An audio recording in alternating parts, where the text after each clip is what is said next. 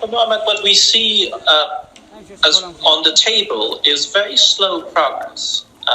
And looking to the past almost 10 months, and the amount of progress we have made because of lack of much interest and from the other side, we do see there's not tangible progress to end the war. On the other hand, we do see an increase in the level of violence. And that these are the two key indicators that one could say that a prolonged discussion, not on very serious, meaningful issues, could be considered as lack of seriousness in the talk process for a political settlement.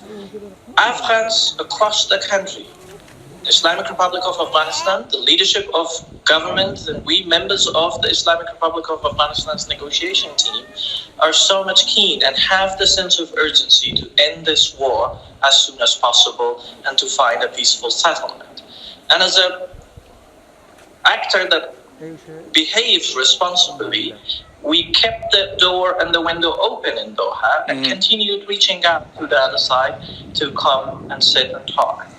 We would like to start the talks early morning and go throughout all the day and night and Fridays and throughout the days to find a solution and discuss meaningfully and genuinely on what is required to be discussed. But that's not happening, and that's not a good indication.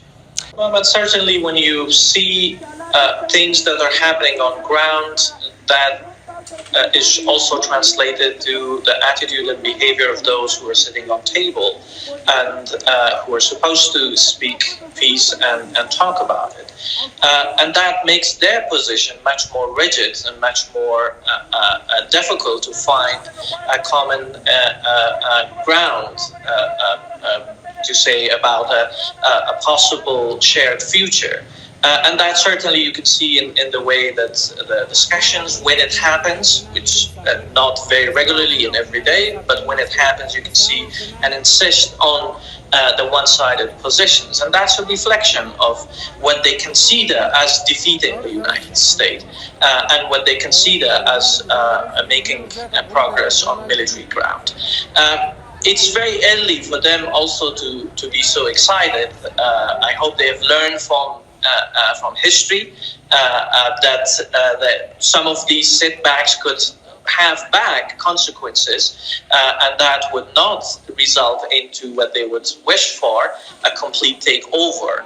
As realities on ground suggest, in the past couple of days, our forces are fighting back and taking places. It has been as a consequence of strategic consolidation of our forces, where it created a situation that in some places it snowballed and some of the districts have followed through, and we had setbacks, and our forces are now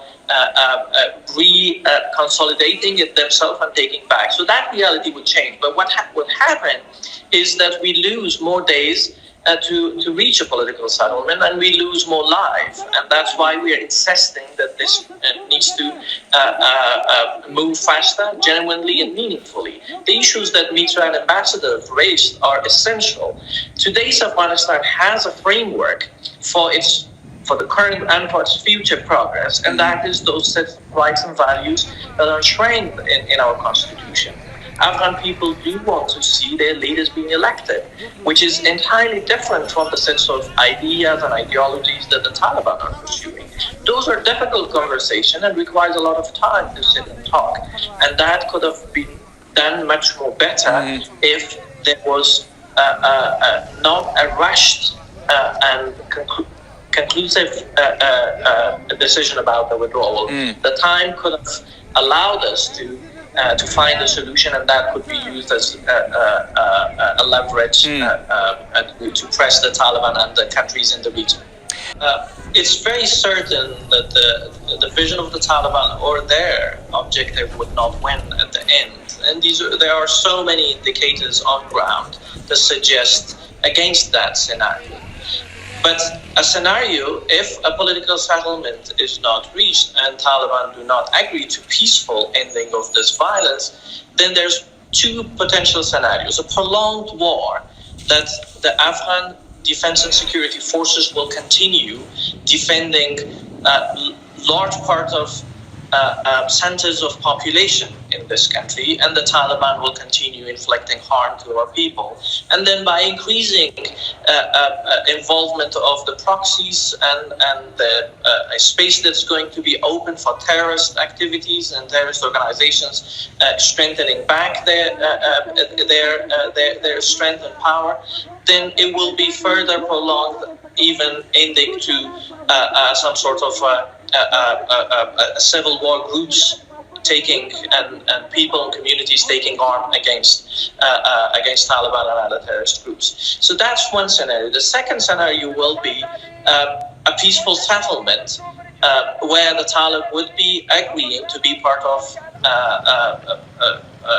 a structure that is defining the shared future. And that would include how that would look like will be that there are sets of parameters that have been set here, and Afghans have sacrificed so much for it. And those are including agreeing to see leaders not to be for lifetime, but they need to be elected by the people. The democratic systems of checks and balances and separation of power need to be respected, and that's going to provide for the longer term stability. And lastly, what's much more important that would look like, and Afghans would accept that, is the Bill of Rights chapter of our constitution. That's the rest of it could be worked out, and the way the governance is structured, that could be worked out. And the president, time and again, have suggested that I would leave the office the day that they would agree to some of these issues, and an election could happen tomorrow if they agree to that. That transition period need to be defined based on the rules that are accepted and agreed by the Afghan people through referendum or through a traditional jirga.